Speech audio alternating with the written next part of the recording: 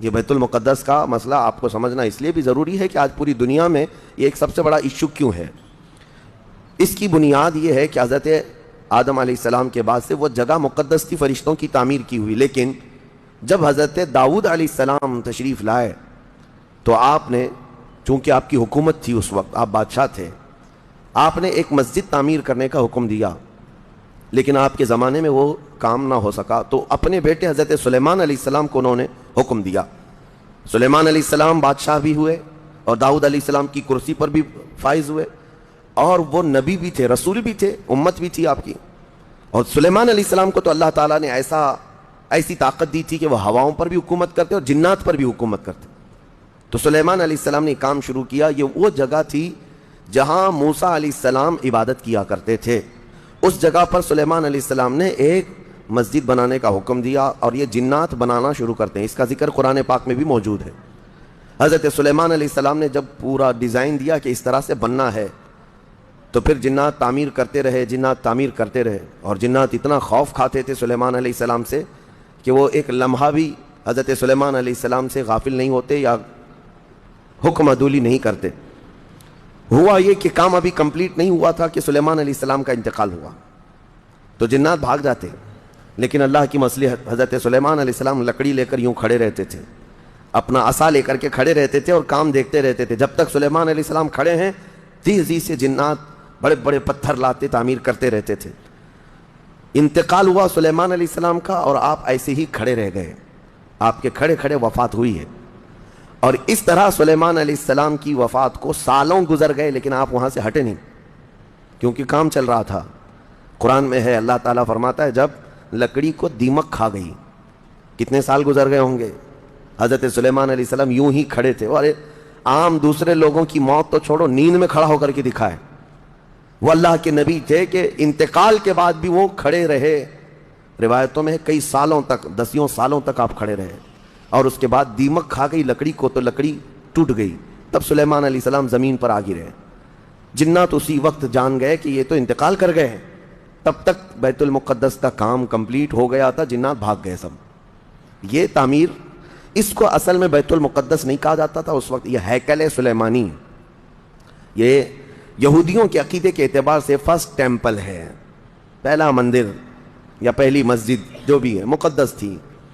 یہ ہیکل سلیمانی جو سلیمان علیہ السلام نے جنات سے بنایا تھا، اور سلیمان علیہ السلام کی کرسی جہاں لگتی تھی، اس وقت حضرت سلیمان علیہ السلام نے جنات اور سرکش لوگوں سے اور جادوگر لوگوں سے سب چیزیں جادو کی چھین کر اپنی کرسی کے نیچے دفن کر دیا تھا. سب ختم کیا تھا کہ کوئی جادو ٹونا یہ سب چیزیں نہ ہوں، کیونکہ یہودی جادو کے پیچھے بہت بھاگتے تھے، صرف جادو میں ہی دن رات. آپ نے سب دفن کیا، اور اس کے بعد آپ کے انتقال کے بعد سالوں بیتے اور اسی طرح سے رہے. لیکن پھر یہ ہیکل سلیمانی کو ایک بادشاہ آیا جو عراق کا رہنے والا تھا، اس کی یہودیوں سے دشمنی تھی. اس نے ایسا حملہ کیا کہ پورے ہیکل کو توڑ ڈالا، یعنی جو جنات کا بنایا ہوا تھا اس کو مکمل طور سے مسمار کر دیا. ایک دیوار باقی رہ گئی، جہاں جا کر کے آج یہ یہودی روتے ہیں، دیوار گریا اس کو کہتے ہیں. وہ اس زمانے کی ایک باقی رہ گئی، باقی پورا ہیکل گرا دیا.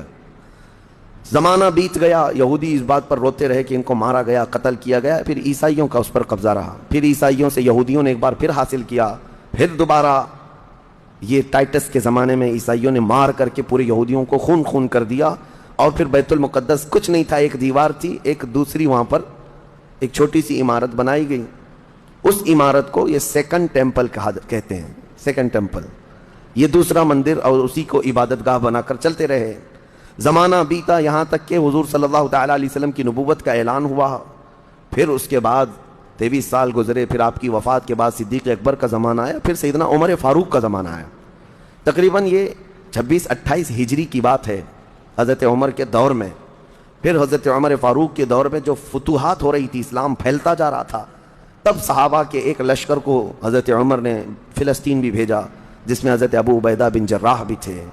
تو ان صحابہ نے اس چھوٹے سے لشکر کو لے کر فلسطین کا معرکہ ایسا سر کیا کہ یہ عیسائی سب جان چکے تھے حالات کیا چل رہے ہیں، سرنڈر ہو گئے اور کہا ہم جو ہے یہ بیت المقدس کی ساری چابیاں آپ کے حوالے کرتے ہیں، لیکن ایک شرط ہے کہ ہم آپ کے ہاتھ میں نہیں دیں گے بلکہ مسلمانوں کے امیر المومنین کے ہاتھ میں دیں گے، وہ آئیں ہمارے پاس.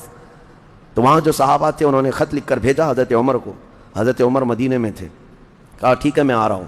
قبلہ اول مسلمانوں کے ہاتھ میں تھا, بیت المقدس آ رہا تھا. سیدنا عمر فاروق مدینے سے چل پڑے, ایک غلام کے ساتھ نکلے اور ایک سواری ہے, ایک خچر ہے, اور دونوں بھی کس انداز سے جا رہے ہیں. ایسا امیر المومنین جس کے رعب سے قیصر و کسریٰ کانپتے تھے, لڑائی کی کسی کے اندر مجال نہیں تھی. وہ ایک خچر کے سواری پر اتنا لمبا سفر طے کر رہے ہیں, وہ بھی غلام سے یہ طے کر رکھا ہے 1 میل میں بیٹھوں گا, 1 میل تو بیٹھنا.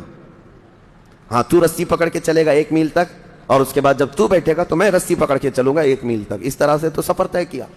جب فلسطین پہنچ رہے تھے اور اس وقت لوگوں میں خبر تھی کہ امیر المومنین آ رہے ہیں, تو لوگ دیکھنے کے لیے شہر سے بھاگے بھاگے باہر آئے.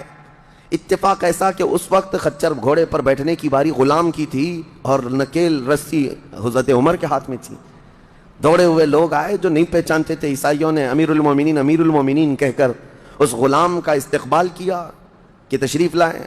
تب جو صحابہ تھے وہاں پر انہوں نے پکار کر کہا نادانو, وہ امیر المومنین نہیں, رسی پکڑا ہوا امیر المومنین ہے, یہ امیر المومنین ہے. پہلی مرتبہ ان اعلیٰ اخلاق و کردار کو عیسائیوں نے دیکھا تھا کہ وقت کا خلیفہ کوئی گھوڑے کی رسی پکڑ کر کے بھی چلتا ہے. تو بہت متاثر ہوئے, اور اس کے بعد بنا کسی جنگ کے حضرت عمر فاروق رضی اللہ تعالیٰ عنہ بیت المقدس میں داخل ہوئے, اور ان عیسائیوں نے جو کچھ بھی وہاں پر کیا تھا اس کو نکالا. پھر حضرت عمر فاروق رضی اللہ تعالیٰ عنہ نے پہلی اذان دینے کا حکم فرمایا. وہ ظہر کی اذان تھی, آپ نے وہاں پر نماز پڑھائی. پھر اس کے بعد یہ سلسلہ چلتا رہا. اب اس میں تفصیل ہے, عیسائیوں کو اسی طرح ہم بھی بھگاتے, مسلمان بھی بھگاتے, جیسے یہ یہودیوں کو بھگاتے تھے. تو انہیں آج بولنا چاہیے تھا کہ مسلمانوں نے زبردستی قبضہ کیا. حضرت عمر فاروق کا عام اعلان تھا کہ جو یہاں پر رہنا چاہے اس کے لیے کھلی آزادی ہے. حتیٰ کہ عیسائیوں کا چرچ بھی تھا پرانا, حضرت عمر نے کہا اس کو توڑا نہ جائے, اس میں عبادت جو ہوتی ہے ان کو اپنی عبادت کرنے دیا جائے.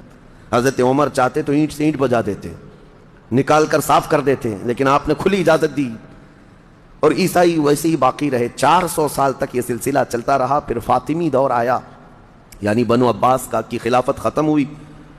فاطمیوں کا غلغلہ تھا, انہوں نے خلافت سنبھالی لیکن وہ مضبوط نہیں تھے, کمزور خلیفہ آئے, جس کی وجہ سے صلیبی طاقتیں جتنی بھی تھیں سب آ کر کے اس خلیفہ پر قبضہ جما لیا, اور بیت المقدس میں اجازت پہلے مانگ لی کہ ہمیں آنے جانے کی اجازت دی جائے. جب آنے جانے کی اجازت مل گئی تو پورے علاقے پر زبردستی غاصب قبضہ کر کے وہاں سے سارے مسلمانوں کو ختم کر دیا, بہت مسلمانوں کا قتل کیا.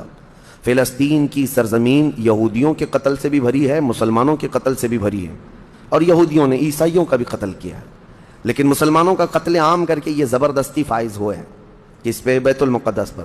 یہ قبضہ جو ہے 87 ایئرز تک چلتا رہا, 87 سال تک.